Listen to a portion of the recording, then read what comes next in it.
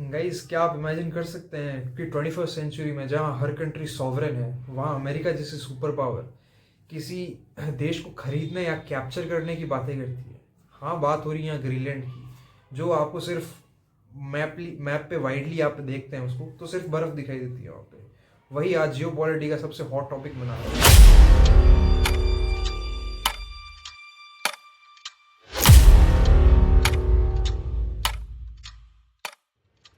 क्यों अमेरिका इतना desperately capture करना चाहता है ग्रीनलैंड को? क्या एक्सक्यूजेस दे रहा है वो इस दुनिया को? और अगर उसने कैप्चर कर भी लिया तो क्या नेटो टूट जाएगा? ये तो सबसे बड़ा सवाल है। आइए जानते हैं इस आर्कटिक पावर गेम को। मेरा नाम है अभिनव और मैं आपका स्वागत करता हूँ इस मेरे यूट्यूब चैनल पे। छोटा सा है बट सब्सक्राइब जरूर करें। हाँ, तो सबसे पहले समझते हैं कि ग्रीनलैंड आखिरकार है क्या। ग्रीनलैंड इस दुनिया का सबसे बड़ा आइलैंड है जो कि किंगडम ऑफ डेनमार्क का पार्ट है। अगर आप इसकी लोकेशन देखें तो ये अटलांटिक ओशन और आर्कटिक ओशन के बीच में आता है, कहीं स्टेट करता है। तो अब यहाँ एक नई टर्म आ जाती है, GIUK गैप। तो ग्रीनलैंड आइसलैंड यूके गैप, ये एक तरह की वाटर बॉडी है जो काइंड ऑफ कंट्रोल करती है अटलांटिक ओशन के एंट्री पॉइंट्स को। अगर अपनी सबमरीन रशिया को भेजनी है अटलांटिक ओशन में तो वो इसी वे के थ्रू गुजारेगा, इसी गैप के थ्रू गुजारेगा। और ये गैप उसके कंट्रोल में आएगा जो ग्रीनलैंड को कंट्रोल करेगा। तो अगर ग्रीनलैंड को कंट्रोल कर दिया तो यूके और यूएस के दरवाजे आप कंट्रोल कर सकते हो एक तरह से। दूसरी बात है क्लाइमेट चेंज की। जैसे जैसे ग्लोबल वार्मिंग बढ़ रही है, बर्फ़ पिघल रही है और कुछ नए शिपिंग रूट्स इंट्रोड्यूस हो रहे हैं वर्ल्ड के सामने। इससे होगा ये कि एशिया और यूरोप का टाइम वे, जितना टाइम लगता था डिस्टेंस कवर करना पड़ता था, वो कम हो जाएगा। और अमेरिका ये बिल्कुल नहीं चाहता कि रशिया और चाइना इन रूट्स का फ़ायदा उठाए।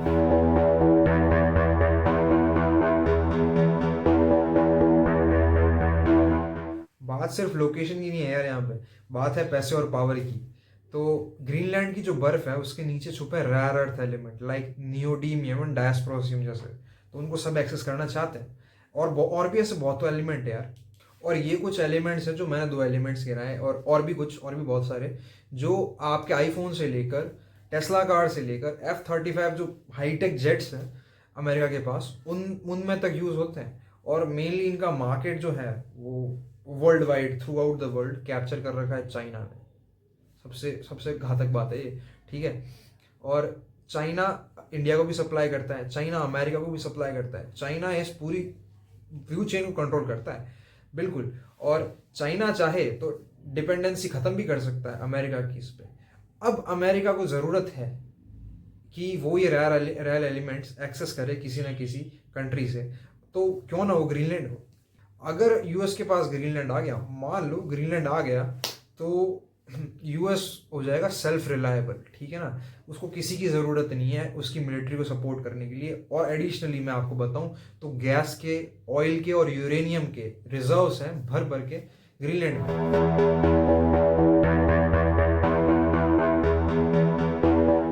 अब अमेरिका सीधा सीधा तो ये नहीं कह सकता ना कि हमें तुम्हारी ज़मीन चाहिए, ठीक है। तो वो एक्सक्यूजेस देता है कुछ कुछ अपनी जनता को भी और बाकी वर्ल्ड को भी, ठीक है। तो बनाने की कोशिश करता है, मतलब, है ना। तो क्या क्या एक्सक्यूज देता है उसको थोड़ा डिस्कस करेंगे अपन अभी। पहला और सबसे बड़ा बहाना नेशनल सिक्योरिटी का। यूएस वहाँ पे ऑलरेडी एक बेस होल्ड करता है, पेटोफिक स्पेस बेस करके, जिसको थ्यूल एयर बेस के नाम से भी जाना जाता है। तो काइंड ऑफ ये रशिया की न्यूक्लियर मिसाइल्स होती है ना, न्यूक्लियर मिसाइल्स, उनको वो आ रही होंगी तब भी वॉर्न कर देगा अमेरिका को पहले ही कि आ रही है भाई, सब बच के रहें, ठीक है। तो काफ़ी हेल्पफुल है ये। दूसरा है रियल एस्टेट डील। मतलब कहना ये चाहता है, यूएस प्रेसिडेंट ने कुछ सालों पहले एक बात कही थी ग्रीनलैंड से रिलेटेड, कि ग्रीनलैंड डेनमार्क पे एक फाइनेंशियल बर्डन है। और है भी, क्योंकि वो डेनमार्क वहाँ पे करोड़ों रुपए खर्च करता है, ठीक है। कंसिडरेबल बेनिफिट्स नहीं है उसको, वो वहाँ पे स्पेंड ही कर रहा है सिर्फ, है ना। तो कहने का मतलब ये है, लॉजिक ये है पूरी बात का, कि तुमसे नहीं संभल रहा, हमको दे दो। जैसे हमने अलास्का जो रशिया ने दिया था डेवलप किया, वैसे ही हम ये भी कर देंगे। ये कहना चाहता है अमेरिका एक तरह से। तीसरा बहाना है कि यूएस समझता है डेनमार्क एक छोटी कंट्री है और रशिया और चाइना को हैंडल नहीं कर पाएगी अकेले, है ना। तो बिग ब्रदर बन के यूएस आता है कि हाँ भाई हम प्रोटेक्ट करेंगे, ठीक है, तुम तो नहीं कर पाओगे, हम करेंगे तुमको, है ना। मतलब ग्रीनलैंड को प्रोटेक्ट करेगी।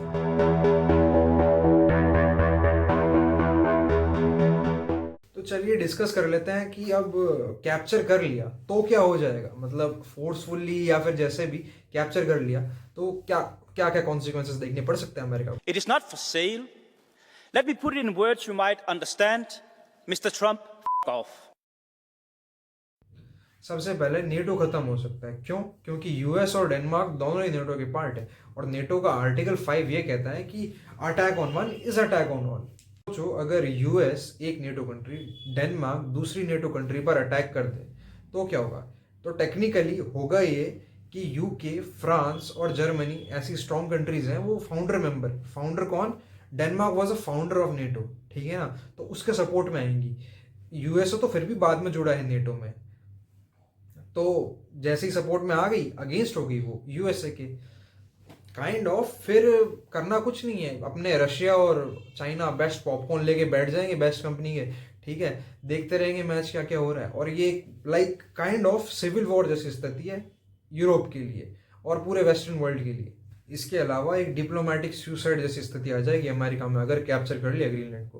तो होगा ये कि यूरोप सैंक्शन लगा देगा पूरा मिलके, यूएस को रोक स्टेट डिक्लेयर कर दिया जाएगा, सारे नेशन जो सपोर्ट में थे वो हट जाएंगे वहां से काइंड ऑफ। हाँ, साथ ही साथ यूएस को लोकल रेजिस्टेंस वहाँ का जो ग्रीनलैंड का है वो भी फेस करना पड़ेगा अगर कंट्रोल में ले लिया तो।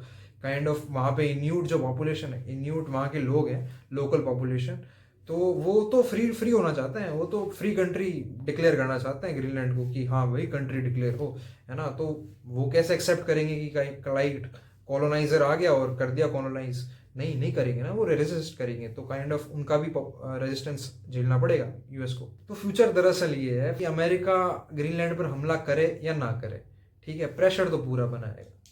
आर्कटिक फ्यूचर का बैटल ग्राउंड है और अब जो सिचुएशन है वो नेटो कंट्रोल करने की कोशिश कर रहा है आर्कटिक रीजन में, मतलब ग्रीनलैंड के आसपास उसने डिप्लॉयमेंट्स करी है कुछ।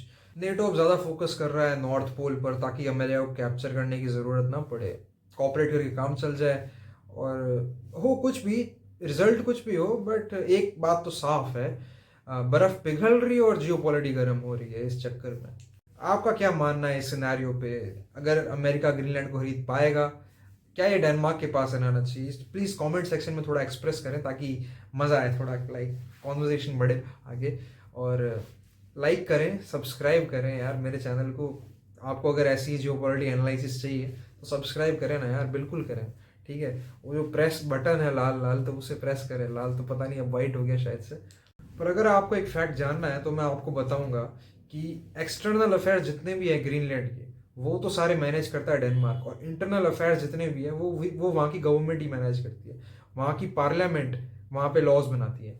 तो ग्रीनलैंड के पास अपनी खुद की पार्लियामेंट है और वहाँ का पीएम है, ठीक है, काइंड ऑफ, बट अंडर वो डेनमार्क के ही है स्टेट, बस वो ऑटोनोमस है, ऑटोनोमस टेरिटरी।